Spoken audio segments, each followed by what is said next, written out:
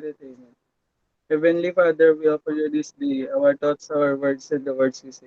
Help us to understand our classmates and friends. Inspire us to study and learn. Teach us to be humble and obedient. Make us love you more. Amen. Okay, good afternoon. So, the jump uh, lesson week, the previous week or previous topics that given the chance to meet, see each other, do presentation that occurred. Okay, so today I will be discussing software. Share my presentation. Kaya ako nag-full screen to share ako. Of session is being reference and for the sake of those who have joined session. So what we're going to talk about is of course software. We say software is basically instruction. What is this instruction? First, we should know that there are different types of software. There are software that utilizes by or being used by a machine work, and there are softwares that are used by many or to become productive. Please do not off your cameras. Okay. Now, first we have this operating system. It's a type of software. Call it a system software. This presentation, we will be able to know the purpose of operating system and different functionalities offered in this operating system. There will also be presentation or slides, different categories of systems from different categories or types of components. And more functions, this presentation is, of course, deals with functions of the system. First is operating system. It is a set of programs that all the among computer. It is a set of programs in the sense that individual modules of programs per together manage just one system. So imagine a system or a body, somebody, a whole system, just like a university. The university is a system in there are people manages and there are people that serves as uh, part of the system works with that specific function or service of that university. Okay? So from start of opening gate, the security, the cleanliness, there are different offices, there are different personalities works together as a team para maayos yung services ng university clients. The same is true with the operating system.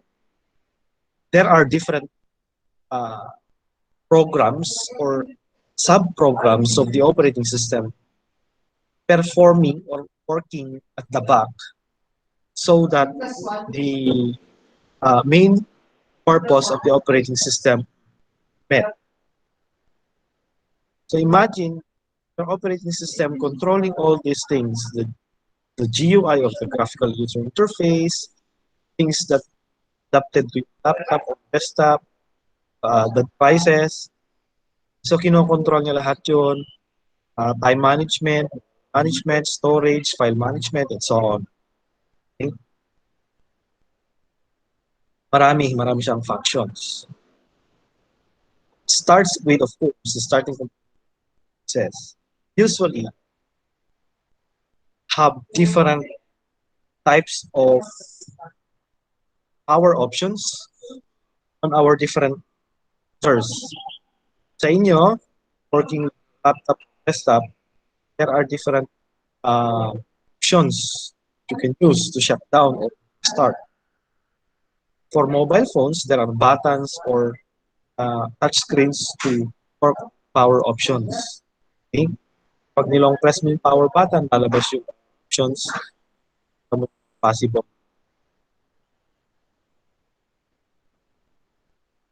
Shut down or power options. Options, I should say. So there are two main different options. First one is the cold boot. When we say cold, the computer is turned off. That you need to press the power button, turn on. So the computer will run. Of course, you have to press the power button. On the other hand, we have your warm boot, where we use the operating system, your Android, Mac, or any type of operating systems offered by different manufacturers. We use them, the operating system itself, press start. Okay? So kapag ginamitan mo siya ng restart at ini-slide mo yung restart, that means you are working your OS, and that's what form somebody is coming to university. Okay, si Jamie. Saka na lang dito sa learning hall, dito ka lang sa tabi ko. Okay. We have also additional various power options. Uh, we have the sleep mode and hibernate mode. What's the difference? The sleep mode, just when you put the thing sleep mode, then it serves power. But of course, still the computer consumes power or battery, you know. Yun nga lang, konti-konti lang. So may mga chances na makatipid ka 50%. It depends on the applications running habang your while your uh, is sleep. Okay? On the other hand, when you use hibernate option or mode, the computer will be shut off totally. But before that, it will, or the operating system will ask the user to save all the open applications or programs na naka-open, and then sa kanya i-shut down yung system. So better to save energy, the best of course to shut down.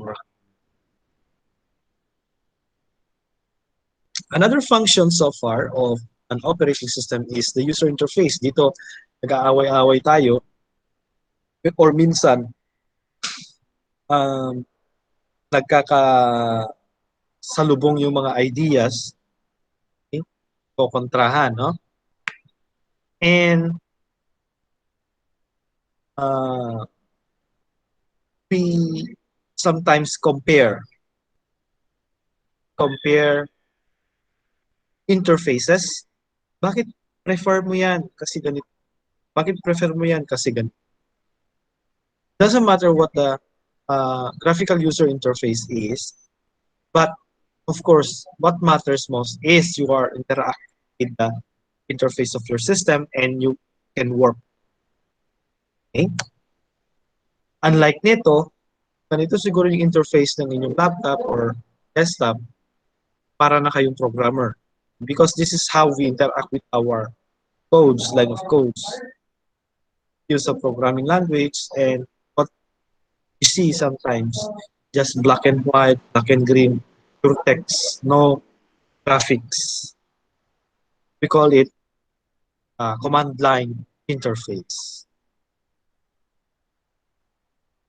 An operating system also manages different programs or handles programs simultaneously. No? And doesn't matter how many applications are running at the back for as long as the capacity of the processor or the speed of can deal with it. We have the so-called single tasking and multitasking.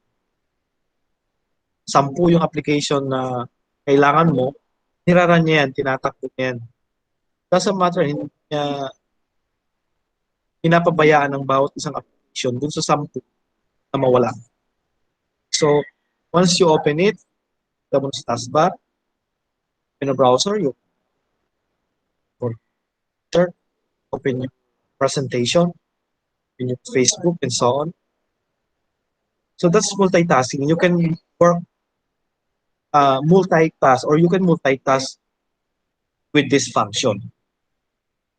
And it follows that when you multitask, sometimes you put options, I put these applications at the back, wherein they are still running, of course, but you are working the application in front. Call it the foreground application, and those that are running at the back, called the background applications. Okay? For single user and multi-user naman, of course, there are chances na hindi lang tayo ang pwedeng gumamit ng laptop natin or we share computers with our brothers and sisters at home, parents.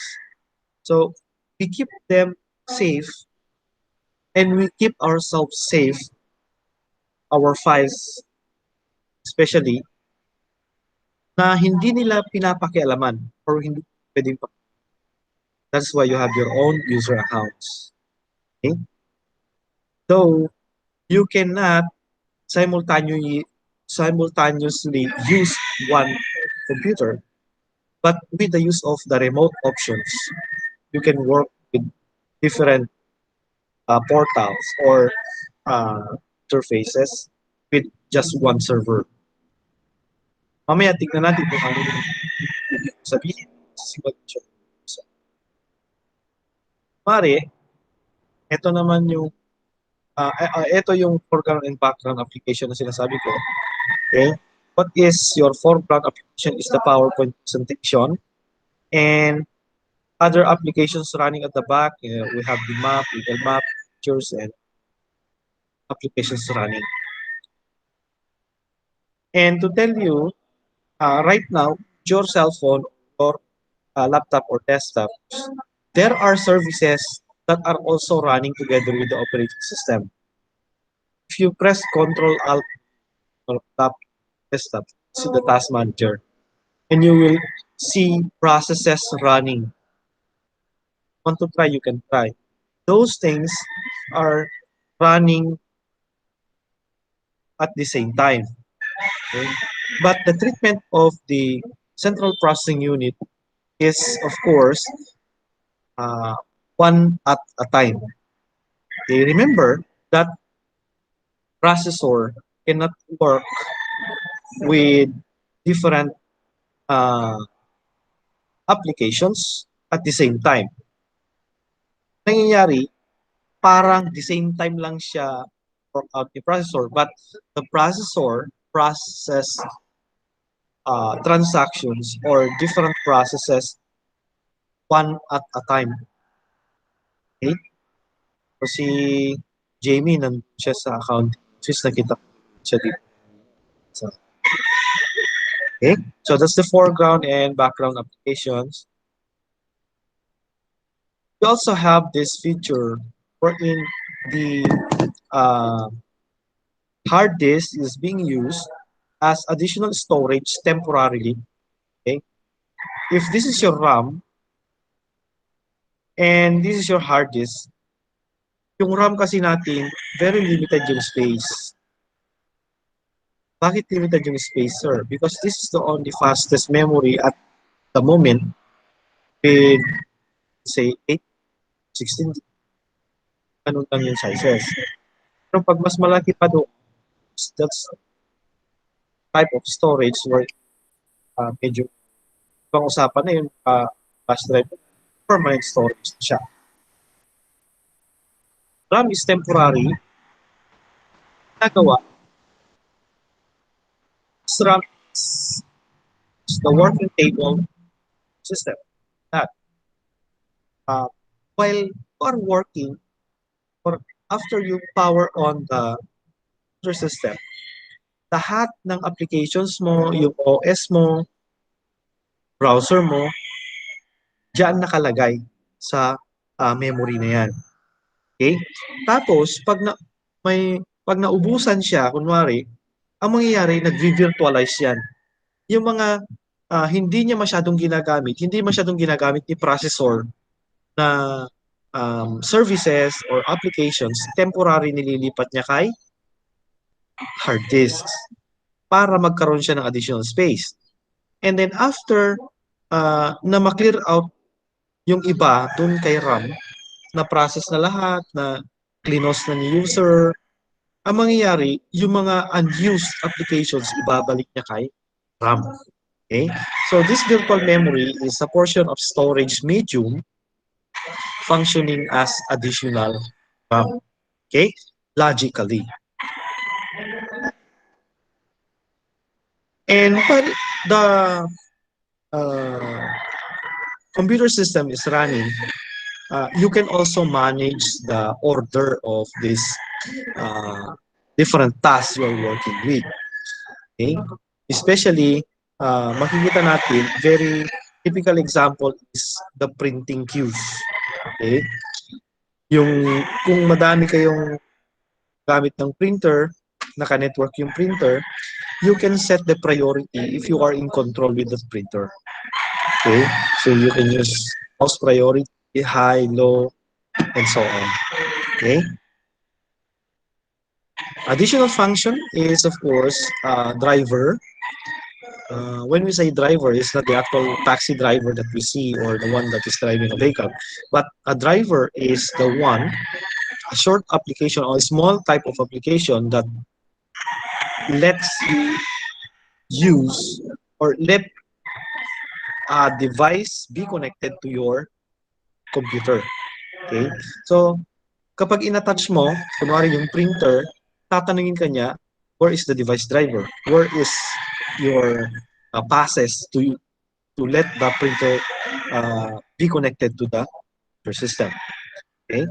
So, dapat merong nakikipag-usap kay operating system para at least maiayos yung kanilang communication, yung computer at saka yung printer. Okay?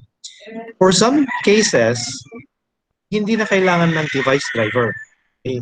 Just like this mouse. This mouse is wirelessly connected with my laptop, and once you plug in the adapter, Wi-Fi adapter of this particular mouse, automatic you can use the mouse. Okay? So automatically configures devices attached to your computer system. Any questions so far? Wala? Okay, thank you. Now, uh, moving on, we have the so-called performance monitor. Okay? Gaya ng sinabi ko kanina, we have the task manager. Okay? With the task manager, siyang i-monitor, pwede mo siyang tignan para makita mo yung mga processes or yung mga applications na mabibigat. Okay? Sa inyong mga cellphone, minsan nag-i-slow down siya. You can also put off, you disable those applications that makes your cell phone lags. Okay? Nandun naman sa settings yun eh. Almost the same with the scenario applied to desktop computers or laptops. Pwede natin silang bawasan. Okay? Para at least maka-work ng mabuti yung laptop or desktop sa existing na requirement mo. Pare, you're working with Adobe Photoshop CC, bigat yun, or video editor, mabibigat yung mga yan. Ang gawin mo, Let this application that you need open, but those unneeded, you put it off. Okay? Tapos i-monitor mo dun sa performance monitor, check mo kung maayos ba yung work ng CPU mo, mataas na ba yung kanya uh, availability together with the memory. Maluwang ba yung kanyang space na mag-work. Okay? Establishing the internet connection kasama din sa function ng OS. Then automatic updates. Some of you might be afraid of updating your devices. Tama ba ako? Okay? Especially with your mobile phones.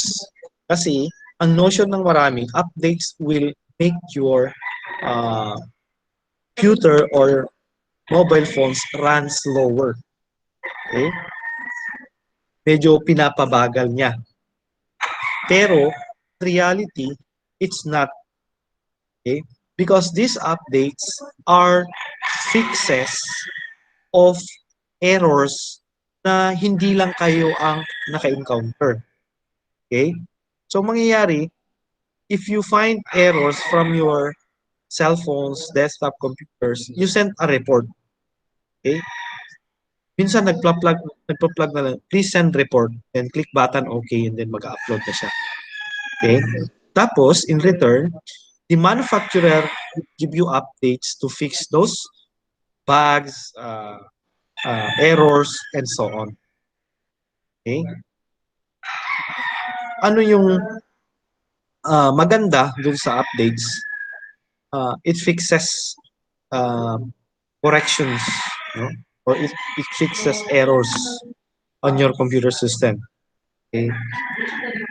So, yung automatic update natin, huwag kayong matakot na mag-update ng inyong mga cellphones. Okay? And there are also other functions that are related to uh, maintenance, okay, sa utility programs na ito. Okay? So, network management, security naman ito sa user credentials, okay, username and password. Dapat alam nyo yan during the exam. And the different types of operating systems na ginagamit. Okay? So we have three categories. We have desktop, server, and mobile. Okay? Pag desktop saka server, there are only uh, one concern. Okay? Pag desktop, it means that uh, an operating system can be used to any desktop computers or laptops. But for server, ano ba yung main function ng server? The main function so far of a server is to serve. Okay? As simple as that. By how? Okay? So kayo, meron kayong Facebook account, meron kayong USL portal, meron kayong LMS account. Yung mga yun, they work because of a server. You are connected with the server when you log in your different accounts. Okay? That type of server, when you use the internet to reach that particular server, it's a web server. And that server is, of course, installed in a specific computer, which is a server computer, that uses server type system. Pag mobile naman, alam niyo na yan, no? Okay. Sa desktop, karamihan, si Windows, si Mac OS, Unix, unang-una si Windows.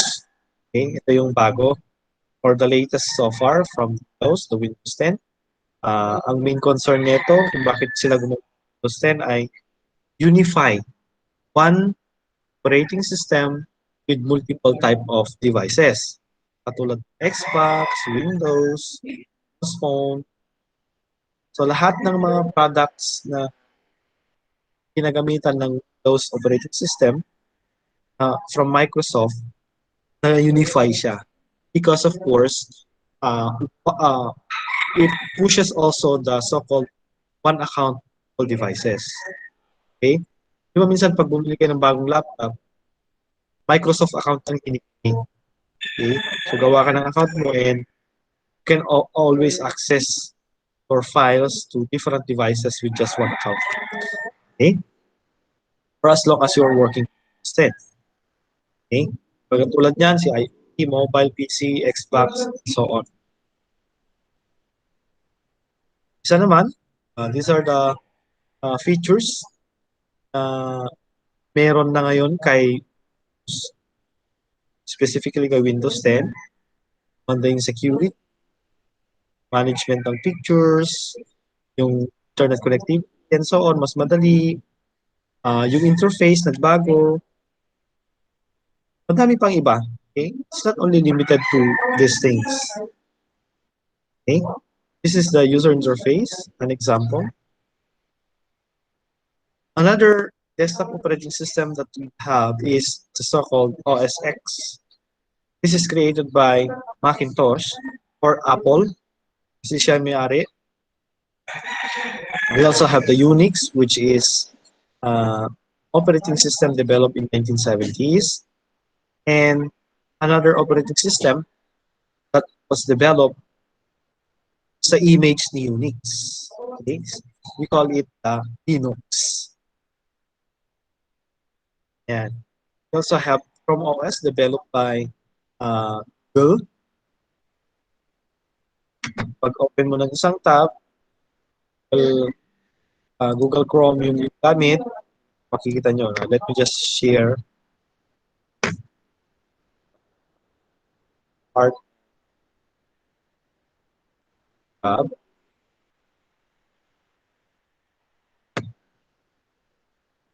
So lahat ng mga nandito, these are being managed by the Google operating system. Based din siya kay Linux. Okay? Si Google still Linux. Okay?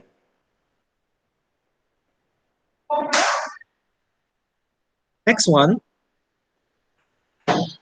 server operating systems naman tayo, almost the same manufacturers, only that server operating system works, serves different purposes. Okay, maaaring web server yan, database server yan, maaaring yung ibang klaseng server natin, security server, and so on.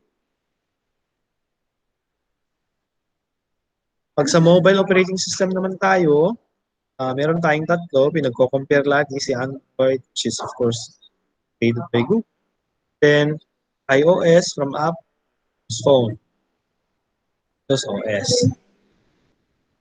Yan, si Android, karamihan sa mga brands natin na gustong-gusto, si Sony, si Samsung, si Huawei, and so on, they use Android. But for this one, of course, iPhone, tablet, iPad lang gagamit. Windows Phone naman, si Nokia, si HTC. Okay? Have you tried having one of this type of phone, HTC? Kita na ba kayo niyan? Matibay yan, para siyang Nokia. And then, here comes your utility programs. Gaya ng sinabi ko kanina, a system is not a system unless there are all working together let the operation possible. Okay? So, utility programs natin are maintenance type ang kanila. For example, file management. Okay? Yung mga folders nyo, naka-cabinet ba yan, naka-folder ba yan, naka-dropbox ba yan, and so on and so forth.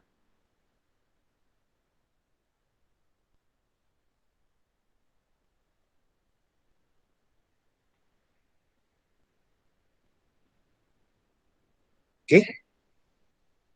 Message pinasa. Utilities, search utility man. Okay? So, of course, there are different options for you to search your files. Installer, page viewer, yung mga yan, common din sa inyo. This cleanup, you try to delete unwanted files. Yung cleanup, ang daming nadadownload. This cleanup, Yan. This defragmenter uh, in a storage device, let's say HDD, meron siyang move platter doon sa gitna. Tapos pag nagsisave tayo, nararandom kung saan sila nilalagay. Nararandomize ni operating system ano yung makita niyang space, ilalagay niya yung file. Tapos magkakahiwa-hiwalay na siya. Later on, pag nag-search ka, mabagal. Kasi malayo sila masyado sa isa't isa. Mari yung 10 MB na picture, nakalat yung 5 MB, nakalat yung 10, yung 1, and so on, so forth. So kapag nag-search ka, dapat makuha niya lahat yung uh, actual na size niya bago mo makita yung image. So ang ginagawa, we put them together in just one track. Yung track natin dyan sa image, so that when you search, siya, isang ikutan lang,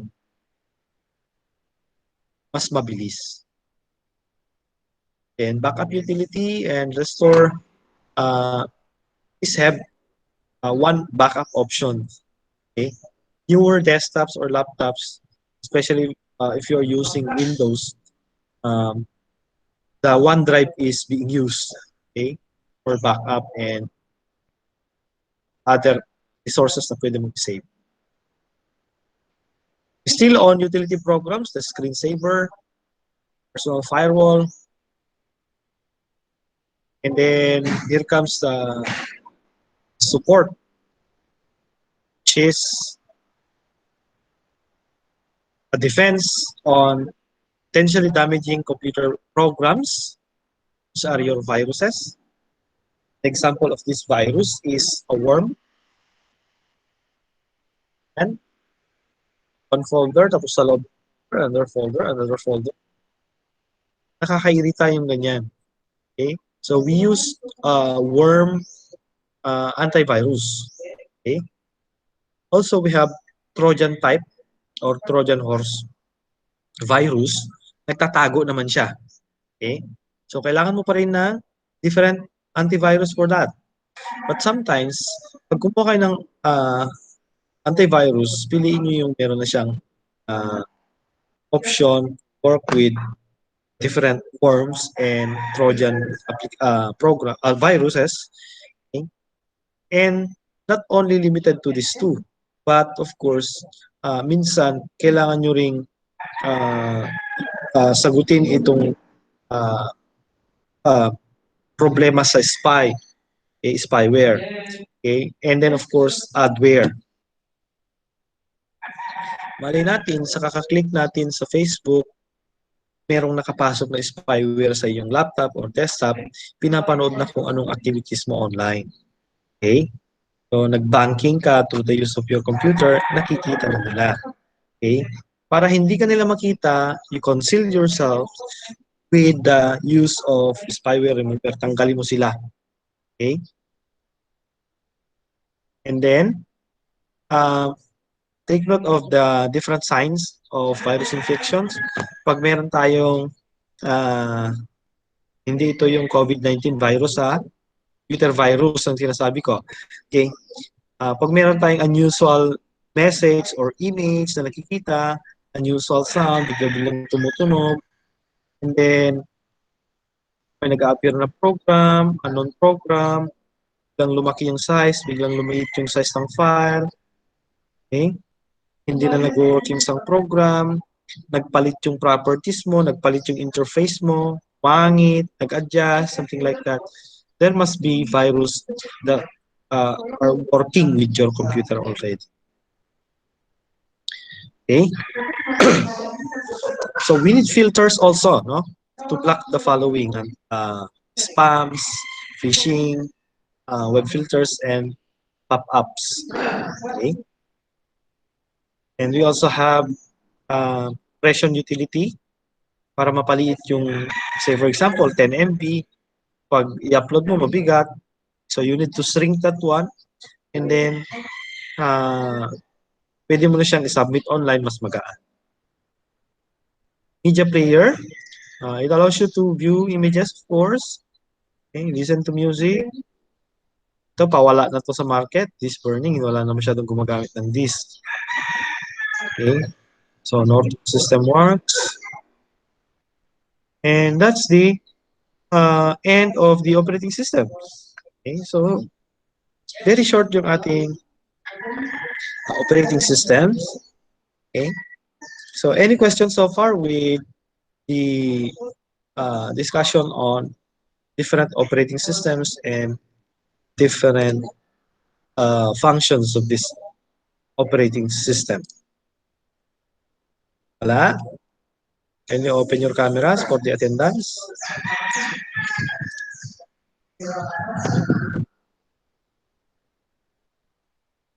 Open your camera. Yan. To see if you are still there. Now, moving on. Ito naman tayo sa isa. Okay? We have different programs and applications that makes us productive. Okay? So, kanina, yung operating system, uh, siya yung instruction so that the hardware will work. At this point, we have programs and applications for us to work with, okay? For us to be productive. So productivity is the main idea on different applications. Tignan natin sila. Okay? So when we say program, it's a software consists of a series of related instructions or uh, procedures that are organized for a common purpose. Okay? So, kapag gumamit ka ng isang application, say for example, you are working with your resume, then you must need a specific software na pwede kang mag-type ng letter mo, ng resume mo. Okay? Depends on the requirement of the user. Okay? And it is commonly called application or app. So, eh, in well, that to make things clear, your application is where you interact with. Okay? Take note of the hierarchy. First or on top is your hardware. And then this hardware won't work unless there is an instruction. We call it the system software. An example is of course the operating system. Okay? And the operating system cannot work well without utility programs. Okay? So, nabuo na. Nag-work na si computer sa kasi dahil kay operating system. Now, ikaw naman, you, the user, will install an application for you to interact with that particular application. So, hardware, system software, which is of course the operating system, and application software. So, nasaan tayo? Nandun tayo sa baba, which are users. Or pwede mo i-reverse yung scenario, application software, operating system, users, application software, operating system, and then hardware. We take note of the hierarchy. So these are the common operating system programs na ginagamit. Meron tayong application programs to monitor the car, the maps, internet, to watch movies, and so on. As simple as this guy. This guy on the picture is working his, let's say, article of the day. Gumamit siya ng pinower on niya yung computer, yung kanyang Windows, and then inopen niya yung word processing application, nag-type siya ngayon ng kanyang article. Then, meron na siyang output, nakikita na sa screen, and then print niya through the printer. Ganun lang yung sequence. Okay?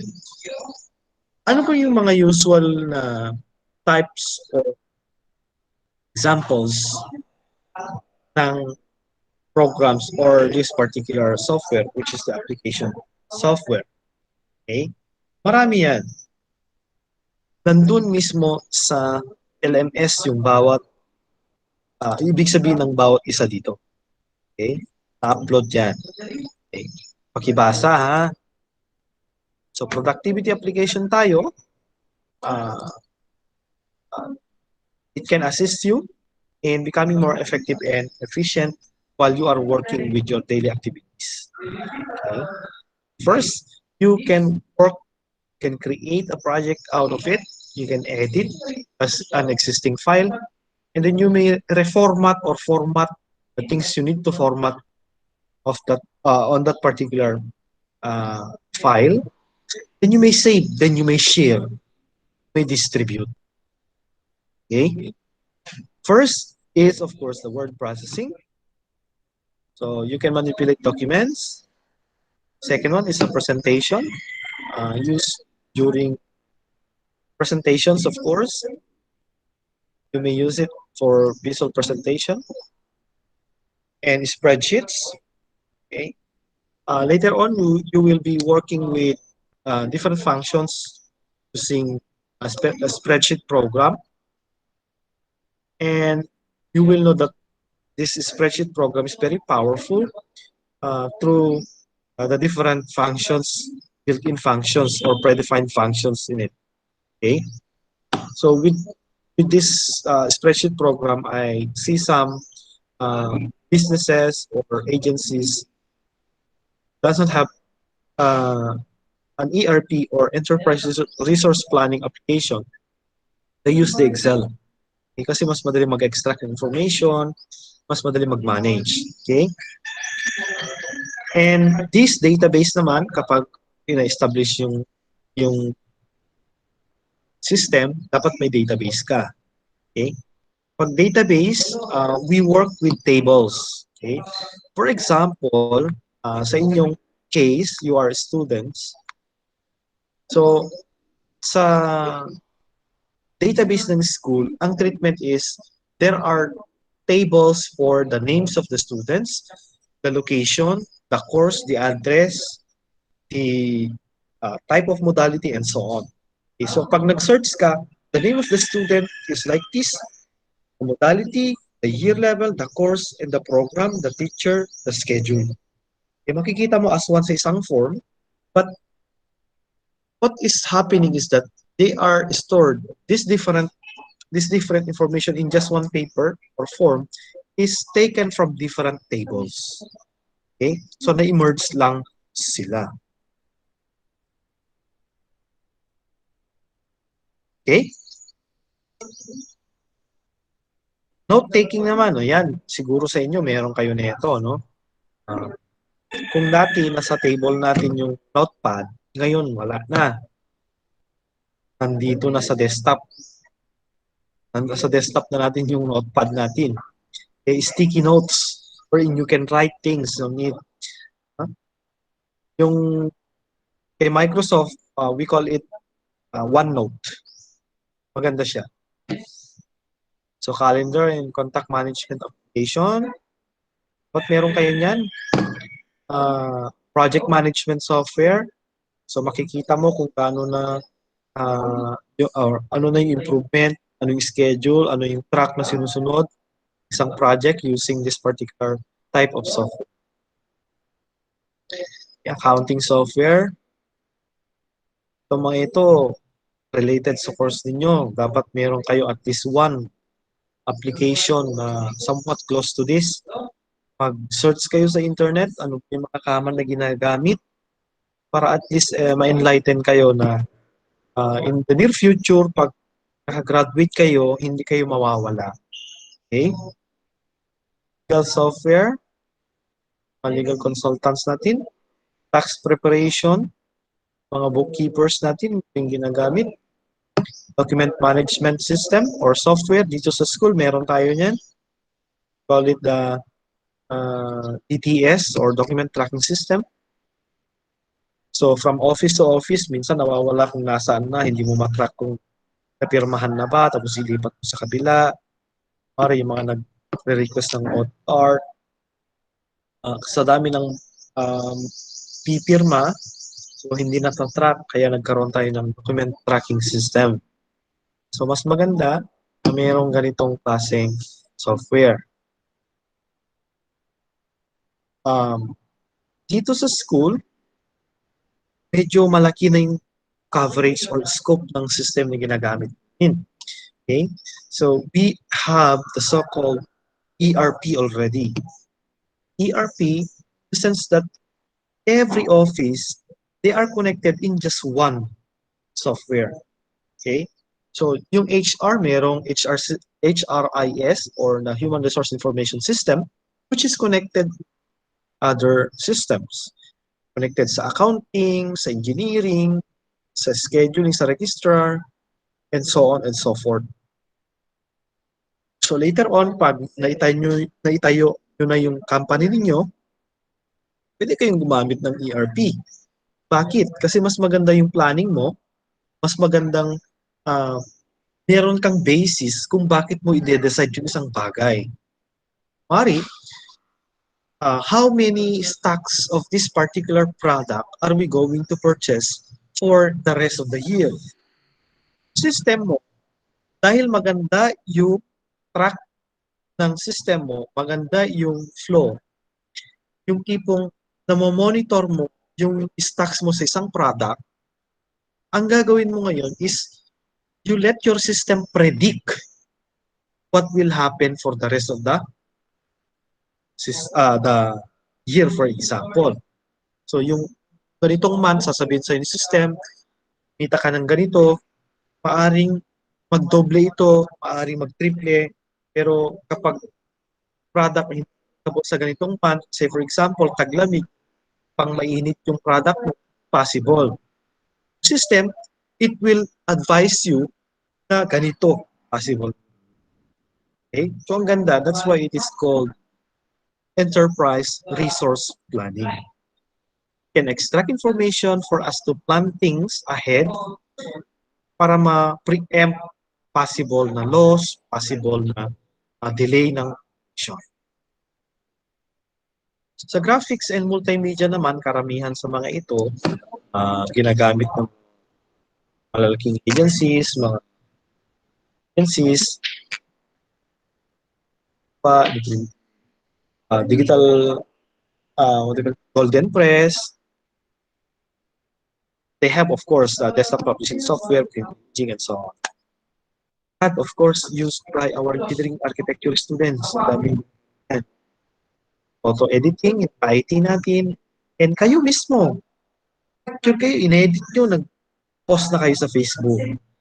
Which is, sometimes, hindi siya maganda. Kasi, yung gawain na ganun, selfie and post, selfie and post. Isa, naglalagay pa nga ng at the moment, by the beach, at the mall, at the coffee shop. Tipong alam na alam ng karamihan yung whereabouts mo. Okay? Getting ready for the vacation sa Bohol, mga ganyan. So, merong galit sa'yo na tao, alam niya kung saan kanya papatayin. Alam niya yung whereabouts mo, alam niya kung paano kanya i-track, makakakuha siya ng chance para gawin niya yung gusto niyang gawin sa'yo. Or, to the point na, dahil wala ka sa bahay niyo, nakawan niya yung bahay mo. So, mahirap yung tipong ganon. This particular staging software, napapadali yung trabaho. Sasama sa napapasama dahil dito sa karamihang mali natin na pagkayan sa social media. Is learn. San may nagre-reklamo, dami nag-i-stock. Dahil din sa mali mo, lagi ka nag-post and everything. Publicize your own, your that is inside. So, multimedia, authoring software, then website authoring sa mga web development, sa players, this burning software. Yan. So, personal interest naman yan. Karamihan dito, magamit sa inyong mga cellphones, ito lang. Pag studios ka naman, ito naman. No? Either itong entertainment or itong convenience ang meron kayo. No? Lifestyle, hindi masyado yan kasi sa bahay na lang tayo, na-confine tayo sa room natin, sa sala, nandun na lang yung isa ng movement, very limited. Okay? So, communication applications naman, marami yan. Halos ginagamit natin lahat.